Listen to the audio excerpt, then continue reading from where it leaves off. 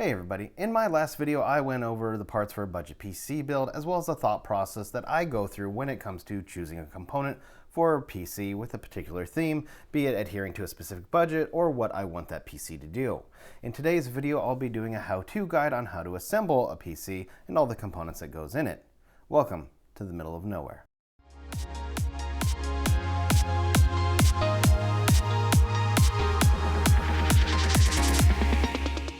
Before we even start building the PC, I kind of want to go over the supplies that you're going to need ahead of time. You're going to need a screwdriver, preferably a Phillips head #2. And if you're going to be installing an M.2 drive, you'll want a Phillips head 1 screwdriver. You'll need the manual for your motherboard and case if they are available. Additionally, you'll want to have the screws and other accoutrements that came with your case at the ready. And for cable management purposes, you're going to want some zip ties and snips or scissors. If you intend to insert a lot of fans into your build, you might want a fan hub, and here's an inexpensive one. We're not going to need that though for this build in particular, but you never know. And then finally, even if you're going to be using your stock cooler, you're going to want to have some extra on handy, so I recommend purchasing some extra thermal paste. Additionally, if you buy an inexpensive CPU cooler, the paste that comes with it might not be the best. It might not be pre-applied, so you're going to want to have some extra thermal paste on hand anyway. I lied about that being finally, by the way. Besides all these things, you're going to want to have at the ready an internet-capable device, such as a smartphone.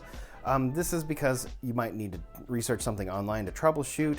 If you don't have a computer, a phone or tablet or whatever will come in handy. If you do have another PC at the ready, then having that handy is great too, because you might have to download a new BIOS and insert that onto a USB drive. So there's another supply you might need, is like a 2 gigabyte, excuse me, USB drive. And then that's about it. And then finally, you gotta stay hydrated, make sure you have some water, dress comfortably, and if you get frustrated and you need to take a break, have a comic book on hand. And I recommend Nightwing, that is currently being written by Tom Taylor. It's an amazing series, wholeheartedly recommend. With all the supplies out of the way, I think that kind of covers it. You don't need tweezers, you don't need a paper clip unless you're gonna go all MacGruber on this thing. Those supplies should cover you at the most. Maybe some double-sided tape, but anyway, I'm just kind of rambling at this point. One tip I want to give you guys, and kind of to reassure you, is don't get too frustrated and don't get too nervous when it comes to assembling a PC. Everything kind of goes where it's supposed to go. It's just a matter of, did you apply enough force? Hopefully you don't apply too much because things can break. And then did you put everything where it needs to go? And trust me, even after years of building PCs, I still get confused and sometimes flustered. And as always with Murphy's Law, it happens. So expect the worst, hope for the best. All right, let's get to building. Okay, first we're going to talk about two things I missed in the supplies you need. And that is a tray to hold your screws, preferably a magnetic one. It's always handy, that way you don't lose anything. You can use a bowl, it doesn't really matter, but a tray will do just fine. And then a plastic baggie for any spare screws. Usually you'll get packets of screws that are in a one-and-done plastic, so you want to be able to store these safely, so having a Ziploc bag comes in handy. All we have on the table right now are the motherboard, our M.2 drive, RAM, and CPU, because that's what we're going to start off with. So out of the motherboard box, you're going to need the I/O shield. Because we're using an M.2 drive, one M.2 screw. We're not going to need the other one, or the SATA cables, or the disk. And then, of course, the motherboard, which comes in an anti-static plastic bag. So what we're going to do is make use of the motherboard box as kind of like a little workbench. The other thing you can do is kind of keep the plastic bag down if you want, and just rest the motherboard on top of it. And then it's got some foam, so we can give that for a little added cushion, and that's fine too. Now our first step is to install the CPU. This is the AM4 CPU socket. It is a pin grid array, or PGA, meaning the pins are on the CPU itself. The AMD Ryzen 7000 series and pretty much Intel CPUs for as long as I can remember all use the LAN grid array, or LGA socket, where the pins are right here. And so the insertion method is fairly similar though. You do want to be very careful with the CPUs, regardless of what brand you're using. So, because you could ruin the pins on the socket, or you could ruin the pins right here, and that would be no good. So your CPU will have a little golden triangle on it. That tells you where to align it up on the socket, which will also have a triangle. Again, you can use a flashlight if you need to be able to see it better. For Ryzen 5, for any AM4 socket really, you're just gonna have the Ryzen logo facing this way. So they kind of go in sideways. Because this is a zero insertion force CPU, as are the Intel ones, you don't have to push down. You just kind of let it drop in, give it a little wiggle. This is of course after you have the tension arm up, and then you put it down. So I'll even do it again. So tension arm up to remove it. Lift up, there you go. Push it down. So again, lift the tension arm, align the CPU very gently, just let it drop, give it a tiny bit of a wiggle, and then there you go. Simple as that. Because I'm using a stock cooler, I don't need these CPU cooler brackets. So what we're gonna do is go ahead and remove them. So I'm gonna remove these CPU brackets. Where you can store these, I would just put them back in the motherboard box. Again, this is also where the little baggie comes in handy. The reason you want it in the motherboard box is because, well, it belongs with the motherboard. And then there is a CPU backplate, and you just wanna leave that there, because the nice thing about AMD is most of the CPU coolers make use of that backplate, and you're not inserting a new one, which is always nice. So these will just lift right out. So next we're going to go ahead and insert the CPU cooler. So this is a stock cooler, which I went over in the parts video. And then on the bottom you can see pre-applied thermal paste. If you mess up and you need to basically reattach this, what you're gonna need is some 99% isopropyl alcohol and wipe it all off. If you drink coffee, coffee filters are good because they don't have little particles that come off like paper towels do. Isopropyl alcohol will clean this off on the CPU as well, just nice. And that's where that extra thermal paste will come in handy should you need to reapply. Hi all, Editor Seth here. I just want to pause for a second just because I am covering like if you have to reapply thermal paste, that you need to clean it off and whatnot. If you do have to reapply the thermal paste, you will do so to the CPU, not to the CPU cooler. There are many ways you can reapply the thermal paste, and many people have their opinions on what's the best way. A dot the size of roughly a pea is all you really need, or you can kind of do an X pattern. That is good as well. Anyway, back to the video. But we're going to go ahead and stick with the stock CPU thermal paste for the cooler rather, and the logo will face the left, and as you see it's kind of a rectangle, so you really only get one direction. You could do it this way, but you'll run into RAM clearance issues. If you are feeling brave, you can unscrew this and rotate it 90 degrees so that the logo is facing up, and I tend to do that all the time. Just gonna line it up, CPU bracket, let it fall down, and you don't need to push or anything. And then what you're gonna do is in an X pattern, tighten your screws. And so you'll push down here, just hold it steady until it gets a little bit of bite. And then my head might come in the way. There we go. Okay. Three, and that's the spring, so that cranking noise, that's the spring, so nothing to be worried about. And then we'll just tighten it, and then we'll go down to this one. And you don't want to fully tighten it because you need tension, right? So you're gonna just do a few turns and then go to the next one until they're all the way down. And then just really hand tight is all you need, and just go until, you know, there's no spinning left. Again, you do not have to crank it super tight. Just let it go hand tight, because these will essentially, they have a finite amount they can spin. So Editor Seth here. So I did indeed decide to reorient that cooler top, but I do a lot of meandering here, so let me cut to the chase while I do it. I'm going to speed up the footage as well. The cooler has two plastic parts to it, the cover with the AMD logo and the shroud below that. To remove the cover, there are two tabs you'll find on the side. Gently pull these, then lift up to remove the cover. After that, unscrew all 4 screws on the cooler shroud, rotate the shroud 90 degrees clockwise, and then reinstall all 4 screws. Finally, put back the cooler cover top, and voila, the AMD logo is now at the top.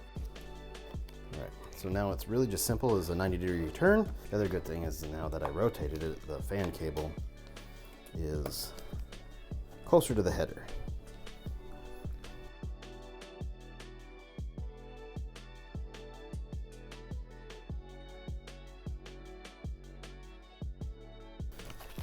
All right, and then to get it back on, again, so there's clips and everything, just seat it. Bam, there you go, CPU cooler. CPU and CPU cooler installed. There you go. Believe it or not, we're on our way. So now we have our fan header, and most motherboards have a dedicated CPU fan header, and ours is CPU fan 2 and CPU fan 1. We're gonna put it in number 1. But now we have this and we don't like it, so we're going to just kind of tuck it under. And there you go. Right, so you can see that. And so we just nestled it by the power delivery heatsink, and it will be fine. It won't get too hot, it won't melt or nothing, so it will be good to go. So, but now it's nice and out of the way, and more aesthetically pleasing than flopping about. That's what we're going to install next, is our RAM. So we have 2 sticks. Because we have 2 sticks, we're going to make use of dual channel memory. Like I said in the last video, it doesn't matter what your capacity of RAM is. I highly recommend getting a 2-stick kit so that you can take advantage of dual channel memory by doing so. So to install our RAM, we will be doing it in the 2nd and 4th slots going away from the CPU. That's how I describe it. So we need to undo these latches here. There's only latches at the top. Some motherboards will have latches on both sides, but this one is just on the top. And then for our RAM, once you see it, you can see that there is it might be a little hard to see, but there's a little notch here. So really you can only install RAM one way. So this notch, there's a corresponding like little hard, I guess, plastic nubbin or whatever. Basically you can only put the RAM in one direction because it's not dead center. So just be aware of that. So that's when you don't want to like push in too hard, like why isn't this going in? I mean, well, it's because you don't have it facing the right direction, and that's why. And as always, I always get this wrong, so hopefully we don't this time. Sometimes the little sticker faces out. Nope, I can tell right there. So I can just kind of test it. So the notch is facing too far forward. So definitely the wrong way. So good for you, Oloy, for not having the sticker facing out where people and users can see it more. It's just not as aesthetically pleasing. Okay, yep, there we go. So with your thumbs, just kind of press on either end and you will hear a nice satisfying crunch. There you go, just like that. And it's a good crunch. It's not the bad kind where you just broke the PCB. Okay, 2 thumbs. There you go, nice crunch. And you can do a little press to go even. And there we go, simple as that. And there's your RAM. Next up, we're gonna do our M.2 Drive installation, and it's this little guy right here, just the size of a stick of gum. So you just first need to get your drive. Next, you're gonna wanna make sure, if you need it, you retrieve your M.2 screw. Also, just as a word of, I guess, warning, advice, whatever, some motherboards will have the screw pre-installed into the standoff, which is always nice. Some motherboards have a heatsink for the M.2 drive, which is also very nice. This one does not. However, the M.2 standoffs are pre-screwed in, and I don't have to worry about adjusting them. You might need to adjust them depending on the length of your drive. This is an 80mm drive, and these standoffs are placed at the 80mm lengths. So to install an M.2 drive, you just kind of put it in at an angle. You gently slip it in. It might not even feel like you're pushing it in, really. Yeah, so and then you can take it out just to be sure. There we go. Now I can feel that it is in. Then this is where that size 1 Phillips head screwdriver will come in handy. For the remaining screws, we should be able to get away with the size 2. Again, make sure it's magnetic. Comes into play and is so helpful. And then just screw it down. Again, you don't have to go too tight. And there you go, that's it. You have a newly seated M.2 drive. This will be our boot drive and mass storage drive as well. It's 1 terabyte, and that should be good. Now is the time when we are going to install the motherboard into our case. First thing you're going to do is take the glass or acrylic or solid side panel off your case.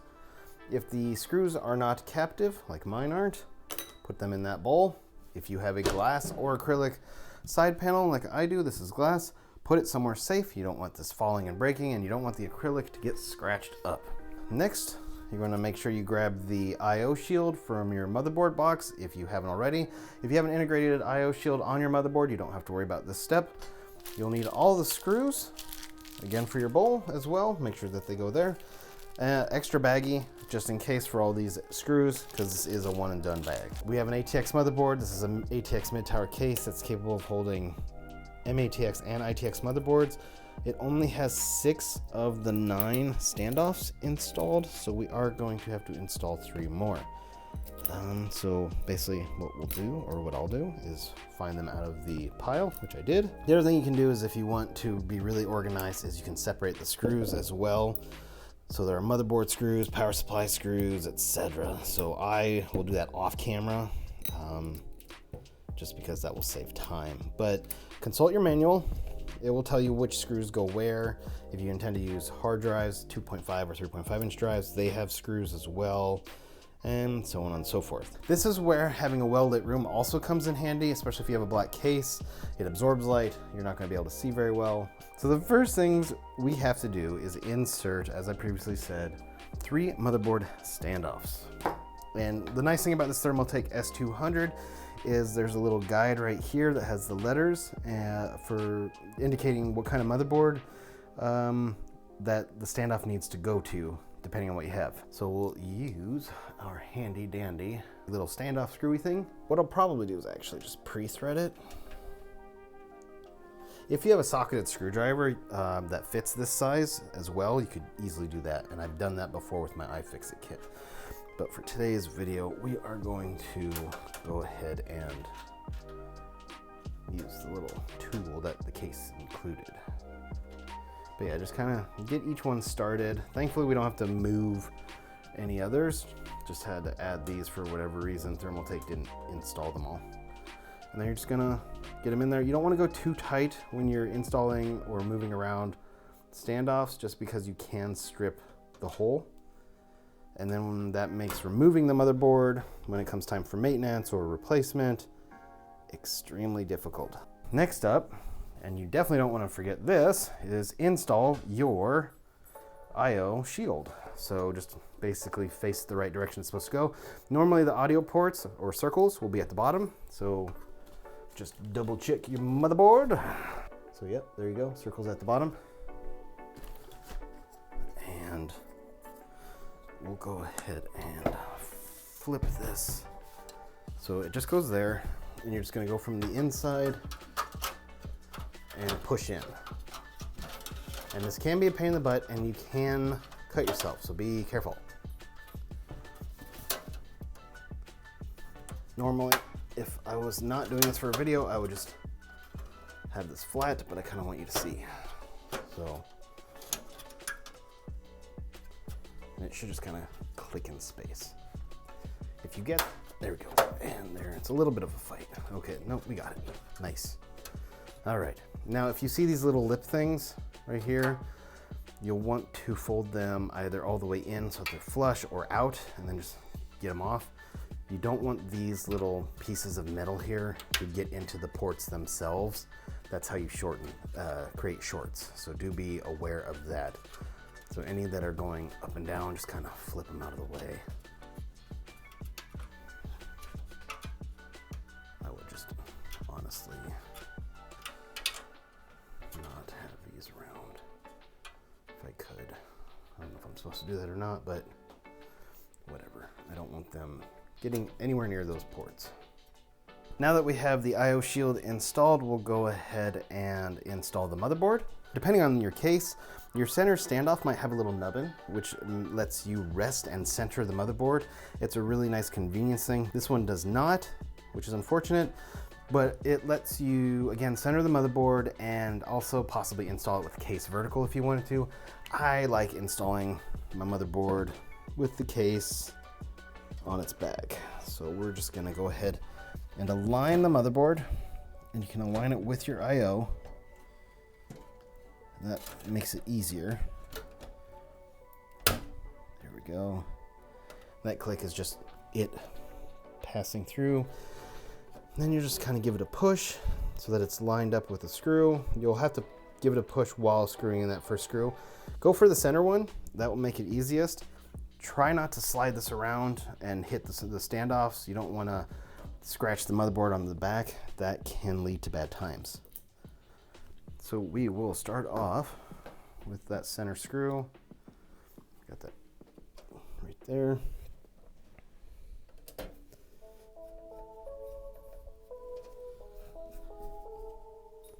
Okay, so we have our first screw in the middle.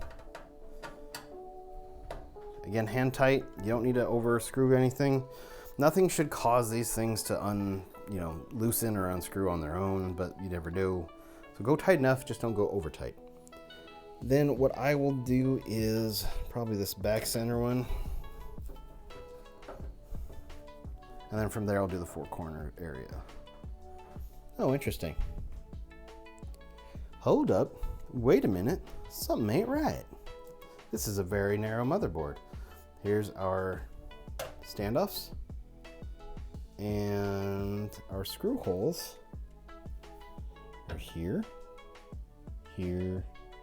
Interesting. All right, I'm gonna take this out real quick.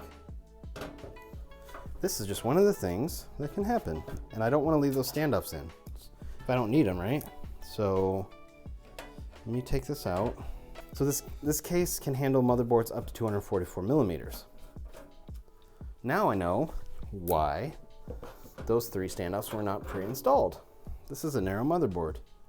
I was presumptuous. I thought I would need those extra three standoffs, but because this motherboard only has two holes on the top and bottom width-wise, we don't need them. So that is now why Thermaltake didn't have these pre-installed, and that's good to know. Here I thought it was a negative. They were just being preemptive. While we don't need the three standoffs here, there is a hole on the motherboard here where this M.2 standoff would go. So we are gonna go ahead and make use of that and install it.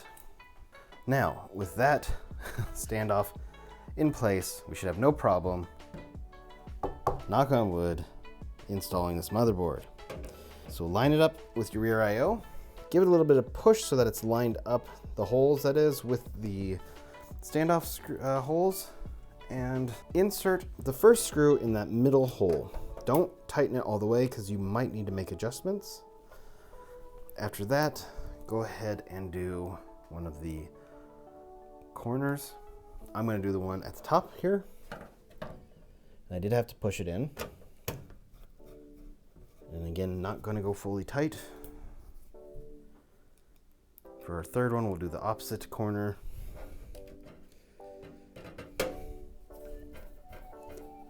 And then this one we can go a bit tighter. Now after all those three are in, you should be fully lined up and have no issues. Again, knock on wood, for the remaining standoffs.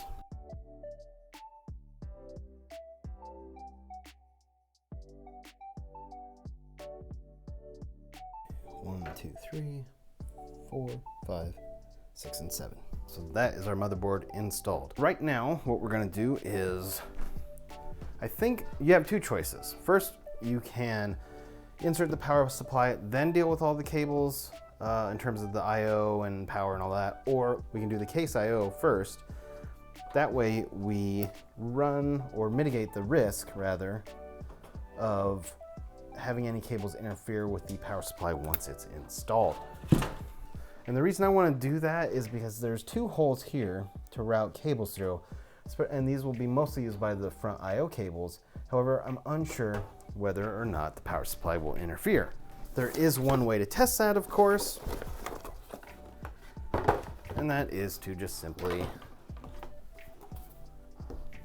insert the power supply, which in this case comes from the back. Okay. And yes, we do have interference from the power supply. So I am going to insert the cables first to get those out of the way, and then we will move on to the power supply. So you want to kind of take that into account, think it through, are my cable management holes going to be interfered with from the power supply or anything else? Should I go ahead and do some things first before installing that? For our build here, or my build here, that answer is a resounding yes.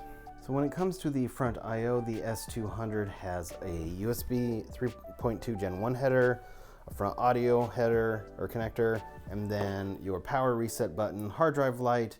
That's it. So these arguably are the worst or hardest connections to get in because you might end up getting it wrong. So definitely consult your manual, either the one included with the motherboard box, or if that's not thorough enough, go online, go to the support page and make sure you download that. The other two plugs are very easy, and I'll try and get those at least on camera now. This I'm gonna do off camera just because it's gonna take me a while. Of course, it's not enough knowing what cables you have. The other half of the battle, because knowing is half the battle, is knowing where to put them or route them through which hole. For us, our front audio header is right here. So that is where I will put the cable. So it's gonna come through here, which is again, a good thing that I tested the PSU to see if there's any interference. There definitely is. And then our USB 3.2 Gen 1 cable is right here. So that will come through, we'll probably route it up above. Not 100% sure yet. This is arguably one of the worst connectors on the planet. It is just so big and so just gaudy. So it is keyed, so there's a tooth. So there'll be a key right here. So you need to make sure that it's the right direction. Do not jam it, don't force it, because if you put it in the wrong way, it should not go in at all. And it is not the easiest connector either. So you can do a test fit, see oh, we'll do the top one, or maybe we might come in from the bottom. You know what, we're gonna come in from the bottom. I think I like that better. And it is not super easy. So don't just, it's kind of like an outlet, don't just pull it. Because you can see I'm stressing out the motherboard a little bit. God. If you're not going to use your front USB, don't even bother with it, in my opinion. But I do, and I will. So I think, yeah, I like that better. This is also maybe a pitfall of not having a longer motherboard, because there's nothing holding these in from that side, which is a shame, but it is what it is. So because this comes straight out, you cannot, over tighten it. You could run the risk of breaking that header altogether, and it already feels loose. Jeez. This is why I recommend getting low profile ones, and I don't think I have any on hand. I do have a low profile USB adapter, and we're gonna use that. So it's really nifty. You just plug it in the cable. Again, it's keyed, so make sure it's in the right side. Just like that. Now, it will just fit in, but because it's a low profile, I can better manage it. And that's the goal here. So it looks so much better. Just gotta make sure it's in there. And I recommend these for basically any build. Low budget, no budget, high budget, doesn't matter. It's just so worth having. See how you can tell just how little that stands out now. Of course, if you end up having issues with your front USB, that would be the first place to check, is that little adapter. Okay, next up, go ahead and do our front audio. And if you don't intend to use front audio at all, don't worry about it. Now this is 1, 2, 5. So this is a 10-1 essentially plug, meaning that there is one blank. So it's just 9 holes. So it will be keyed, so you know what side to put it up. In our case, the HD audio goes face up. So we will plug it in. There we go. Now our headphone and mic jack will work. If you do not like the multicolored cabling here, which few people do, you can get some heat shrink, or you can get some electrical tape and just wrap it up. Okay, we're not gonna worry about cable management really right now, but you do want to have it in mind at this point, meaning what cables go under or over what. Because you don't want to accidentally have something that you feel maybe should be under, be over. Okay, for our other bottom cable management hole, we will have our front panel connectors. Also, one other thing to mention about the USB header, This thing can often be at the bottom of the motherboard, so having this low profile adapter here will definitely come in handy. Otherwise that thing will stick way past the hole, and routing it, because you can't get a tight bend on the USB cable itself because it's a chonker, having that low profile adapter will be just an absolute lifesaver. Okay, so now our front panel connections are going to be right here. I'm going to pause, I'm going to get this connected, and I will come back. Okay, I've got all the front panel connectors installed. We have our audio, our USB 3 with the low profile adapter, and our front panel connections. So next up is our power supply, and it's the second to last component we need to install. So if you watch the first part to this series, I have a semi-modular power supply right here. It's the Thermaltake Smart BM2, 650 watts.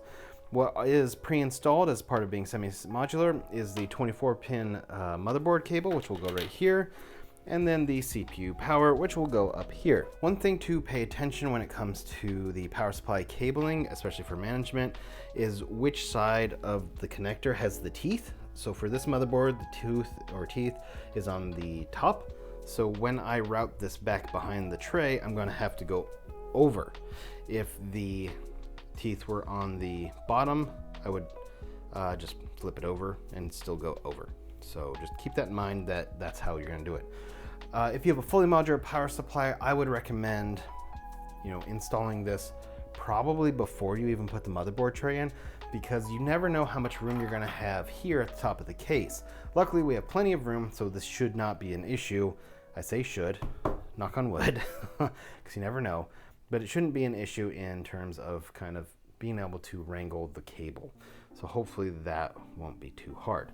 So I just have to remember I'm going over and up, and the teeth here, or clips, whatever, have to be on top. So let's go ahead and install the power supply. For this case, the Thermaltake S200, you have to insert the power supply from the side. The only other thing I recommend before installing your power supply is also pre-installing any additional cables you might need. We essentially have 2 PCI connectors and 3 peripheral / SATA connectors. So we're going to make use of 1 PCIe connector, and that's all we need. If you intend on building a PC and you're thinking of expansion later on, it's always a good choice or decision to go ahead and maybe plug in a few of the other cables. That way it makes it easier on yourself. Then you just kind of tie them up. This is just twist tie, but you can use a nylon zip tie or Velcro, and then store them later. The other thing I think I want to do before we even put this in, we can always add it back later, is we're going to go ahead and take the hard drive cage out. Having a removable hard drive cage does make things a little bit easier. So on this case, all I gotta do is unscrew these, store them away, lift and pull out. So this can hold 2 3.5-inch drives, or a 2.5 and 3.5-inch drive. Now there are 2 positions I can have this drive cage at, but if I were to, for this power supply specifically, I would probably have it at the frontmost. But because I'm not using any larger storage drives, I don't need it at all. The other thing to keep in mind, because we have bottom ventilation for a power supply, make sure the fan is at the bottom, so which makes all the cables on the outside, which is actually kind of convenient. So we'll just go ahead and, this might be harder than I thought. Hopefully not. We'll go ahead and try and get this in.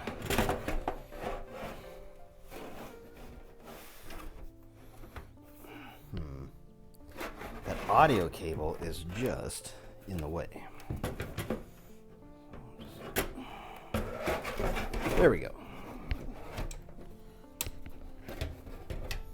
There we go. So you can see you have very little space here, which not necessarily good design, but it's what you get. I've run into this issue with other cases, even higher end Fantex ones. So now all we're gonna need is our Phillips head screwdriver and 4 screws, and it might be a little difficult, but once you get that first screw in, it will be a little easier. So we'll just gently, don't push, just kind of let it bite. That way you don't push the power supply forward. Let it bite on that first hole, then go to the next one. Do an X pattern, just like we did with the CPU cooler. And by not pushing and letting it bite, you're pulling the power supply towards the end of the case, and you're letting that do some of the work for you.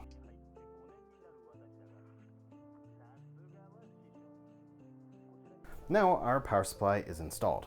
Awesome. Next up is the CPU power connector. So this is kind of where some gymnastics comes into play, because you need this to be able to be the right direction when it goes in, but you also need the cables to easily come out as well. So, okay, so this is where I tend to do a little mock-up in my head. So I'm gonna let it turn around. See, we don't want it this way. It can't go under, it's gotta go over. So can't go this way, it's gotta go over. So that's why, so bam, there we go. And you can worry about cable management last. Okay, oh, there's a kitty cat. She's wanting attention. So that it went in really easily. This is actually proving to be a pretty nice case to build in so far. The only issue really that we came up against was that, which you probably can't see it, which is down here, was the power supply. And even then, looks like there was room. I don't think there would have been room for the header, the plastic part itself, but there is room for the cable, so that's good at least. So next is our motherboard cable. And that one's really easy as well. So again, you just want to determine, well, which hole, top or bottom, am I going to put it through? It's closest to the top, so we'll go that way. The teeth, again, are on the outside. So here's the little clip where my thumb is, which means we need it to face this way and do like a little 90-degree turn. We'll give it a good push. Yes, you're putting some stress on the motherboard. It's okay, as long as you don't hear it completely crack. You might hear some crinkles, but that's about it. Then we look behind and we see, oh, did I screw up and wrap this, around and through cables? And I did, so you need to take it back out. This is why it's kind of important to pre-route some things. So we want the fans to be on the outside. That's really it. Everything else, the power cable can kind of go over, and that will help it lock stuff in once we get it routed. Yeah, that's good. I like that. Okay. Just push back in. Click it. All right, good. This is looking good so far. And then any excess cables you have, you can just shove in the space where the hard drive cage was. I'm probably gonna put it back in, and I might actually plug in one SATA cable only to make it kind of upgradable in the future in an easier way. So there we go. That's all our power cables. That is awesome. Next, we get the last piece, which is the GPU. So now we're onto the GPU, and for this, it's pretty simple. Our GPU will go in the top slot, which means we need to remove the second and third PCI slot covers. So we'll do that first, and then we'll get the GPU in there. Now with this case, you have to do an extra step. You have to remove this like little metal panel. I don't know if you have to, but it's almost like a little lock. I don't know what these are for, really, for motherboard maker or case makers, but they seem to be used a lot. So we'll remove that. Now we'll remove slot number 2.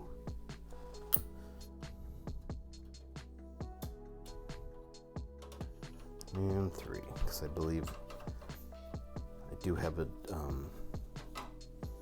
dual slot GPU.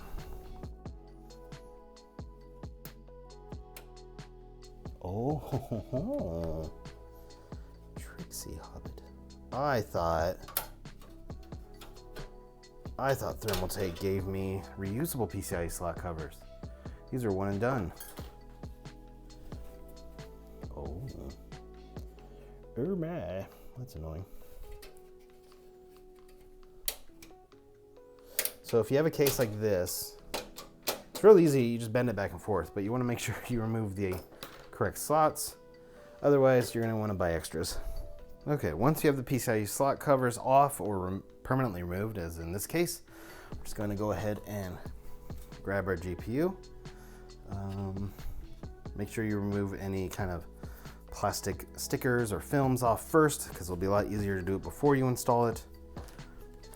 So we're just going to install it by putting it again in that top PCIe slot. Try and get the teeth lined up where they need to be.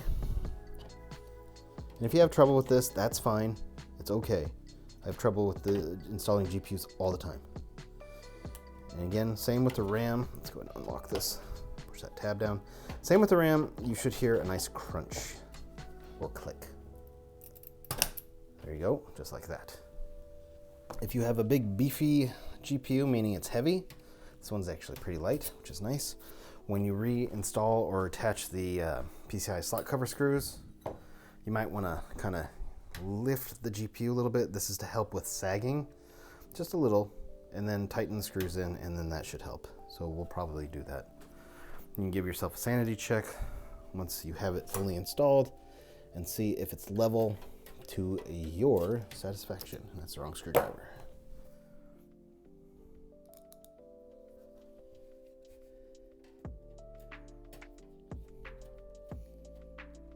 Okay, I'm not tightening the screws all the way in because I am going to double check, see how level this is. It's actually not bad. This is not a heavy card, which is nice. So I'll go ahead and just lift it a little bit, tighten in the screws.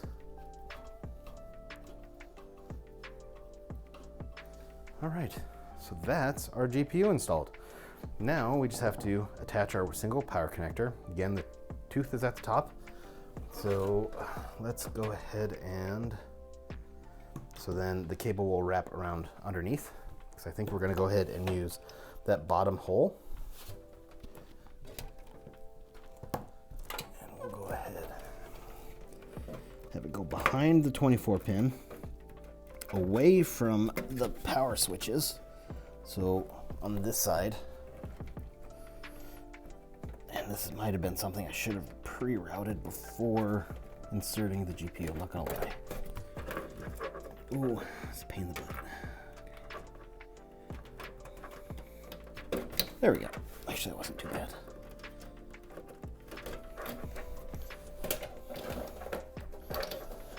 Now, I'm gonna show you something real quick. Now you see with this PCIe cable, it has 6 plus 2 to make it an 8 connection, okay? But it also has a little pigtail, wink, wink, wink. This is if you have 2 power connectors, be it 6 plus 8 or 2 8s, you can use one cable to power it. However, I would caution against using the pigtail, and instead, if you can, if your power supply has it or allows it, use separate PCIe cables altogether, because each cable, each one plugged in, will provide its own amount of power, whereas this is more or less sharing. And so it's something I've heard from other builders, is to avoid pigtailing and just use separate cables. So if we're gonna, because we're not gonna worry about that because we only have one connection, we'll end up using zip ties to basically wrangle that cable and make it look good. All right, so we're gonna go ahead and plug that in. And then just to get the 6 plus 2 to be 8, you just kind of, there's little teeth, and you can just put together. It's not the most elegant. This is where cable extensions might be nice. Okay, so see, we have this little guy. But once we do some cable management, we can go ahead and just get that squared away, and it'll be nice and pretty. Do be aware, because we're routing underneath, that you might have some pull down force on the GPU. So try not to pull it too tight. So, you know, like hold on to it while you're cinching it and doing the cable management. All right, that is basically it for most of the components. The only thing we have left are our front fans to get those connected. So for that, And I probably should have done that, I'm not gonna lie, before I put on the GPU. But for that, we just need to find a fan header and an ARGB header on the motherboard. Our ARGB header is on the bottom. Where is it though? Okay, it's right there, so that's right by a cable routing hole. That's awesome. And then there's a plethora of fan headers. In fact, there's one right near the our ARGB header, so we can go ahead and just plug it in right there, and then we can do our first boot. Right now, we're going to do a sanity check and see if this actually powers on. The first thing you want to do is you make sure you flip the power supply to the I, or 1, because it's binary, so 0 is off. All right, well, we have some lights. I guess that's a good thing. Hit the power button. Okay. All our fans have kicked on. Now on your first boot, especially I think on any system, Intel or AMD, you'll have some memory training, so it might turn on and off a few times. Hopefully we get a display. I might have to swap display cables. I've run into issue with this one before. All right, we swapped out DisplayPort cables because I'm wondering if it's that cable still having issues. When you're troubleshooting, you kind of want to go with the easiest stuff first, and DisplayPort cable is definitely easy. And hey, what do you know? There's our boot. So it says new CPU installed, blah, blah, blah. Yes to reset. Okay, our keyboard works. That means that USB port is there. I think I just need to chuck that dang DisplayPort cable.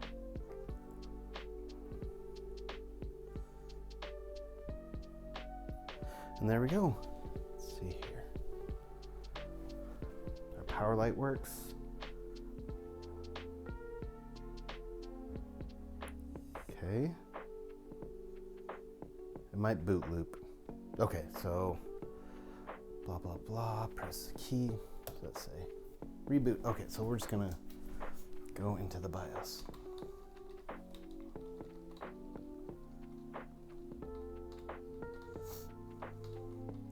Kind of glad it didn't work at first, just because that way I can show you. Shazam! There we are. Now, good. That means the top USB port is working. Okay, I'm just gonna adjust this here. So here we are, Ryzen 5600G with Radeon graphics. 16 gigs in our slots, A2 and B2. Registered at 2666. Now this is DDR4 3600 memory. We haven't set XMP. We're not going to until Windows has been fully installed. And then we just need to make sure it sees the hard drive. So let's see here.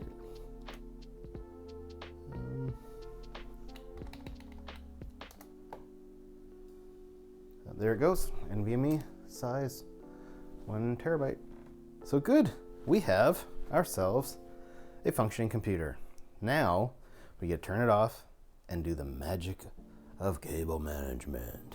Believe it or not, we are nearly there. We did a successful boot, which is awesome. Now all that's really left, from the hardware point of view anyway, because we have to set up Windows and do the BIOS jiggering and all that good stuff obviously, is to do our cable management. Really, my only tips when it comes to cable management is do it well enough so that you can get that backside panel on cleanly. If you want to go full hog wild and make it utterly pretty, then go for it. Make sure you have enough cable ties and time, because this can take a while. So obviously, because we have ARGB fans, we got some extra mess going on. But thankfully, since there's no 2.5 inch or 3.5 inch drives, there's not a lot of cables overall. It's, you know, just, we got to make sure that it's situated where it needs to be.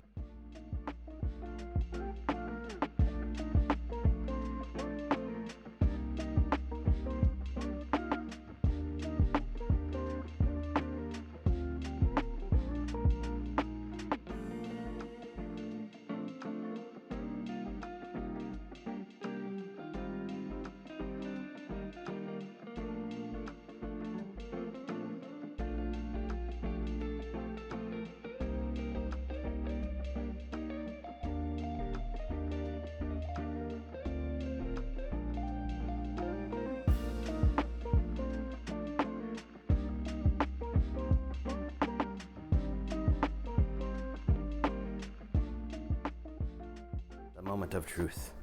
Can we get the panel back on?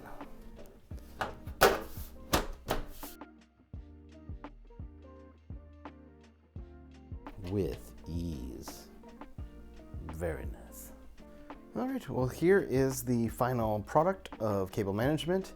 I was able to do an okay job. I think I was kind of limited by the amount of cable tie down points that there were. I really wish that there were like a couple along this edge right here, or area, not edge. I think that would have helped. I think maybe some even on this side would have been nice too. But overall, I was able to, as you saw from the time lapse, get the side panel on pretty easily. Off camera, I even got the hard drive cage back in, and there are 2 additional power cables plugged in, one for SATA drives and an additional PCIe cable. That way, once I do sell this, because this will be for sale eventually, whoever owns it will have an easy time to upgrade, because the sled will be in there and the 2 cables will be in there, and all they got to do is basically add a hard drive and the data cable. I definitely recommend for a case like this to probably do the GPU last. Get all the cables in, it'll make it a lot easier. Then, you know, route your PCI cable where you're gonna have it, and then, so it's ready, and then get the other cables done, then put the GPU in, attach that power cable so you have something that can get tight or taut, and then finish it out. And another thing I did off camera was I added a rear fan, and so that's what this cable's for. And it is going into the other CPU fan header behind the CPU cooler. It's just an Arctic fan. I believe I mentioned it in the parts video. I have a whole bunch on hand, so it's a really inexpensive 4-pin PWM fan, really good, provides good airflow, and this will assist in exhausting air out the back. Here's the build from the front, so you can see the cables are fairly well routed. My main concern was having kind of a nest of cables showing where the gap is at the hard drive cage area, or where you might see a radiator. I think I was able to take care of that fairly well. And that's my floor creaking, sorry. The rear fan cable, I got that as, not hidden isn't the right word because it's just not gonna hide, as I guess out of the way as best as I could. I could have plugged it in here, but I didn't really have any area for it to go. I routed it instead through the top. I think that will be better in the long run in terms of aesthetics. Clearly there's no heat sink for that M.2 drive. If you feel heat is a concern for that, there are plenty of really good third-party M.2 heat sinks. I think that's it really. The car, it looks pretty good. I'm not gonna lie. So yeah, I think I'll cut it here and I'll do a little wrap up and we'll head into the third part. If you've made it this far and have kept watching, I just want to say thank you. I know this is a long video, but I wanted to cover as much ground as I could in the PC building process and keep it as authentic as possible to the real experience, mishaps and all. I put a lot of work into this video, and it's really my first time doing a how-to guide on building a PC beginning to end. I know I had some filming hiccups, such as with the focus, but the information is still relevant and will be of help when you're building a PC. My goal, of course, is to keep improving so I can provide you with the best content possible. Stay tuned for part 3 of how to build a PC in 2023, where I go over the Windows installation process, setting up the BIOS, and my software recommendations as well. To get prepped for that, check out my how to make a Windows 10 or 11 USB installer video. I put the link in the description. And that's it for this video. Thanks for watching, everybody. I'll see you next time in the middle of nowhere.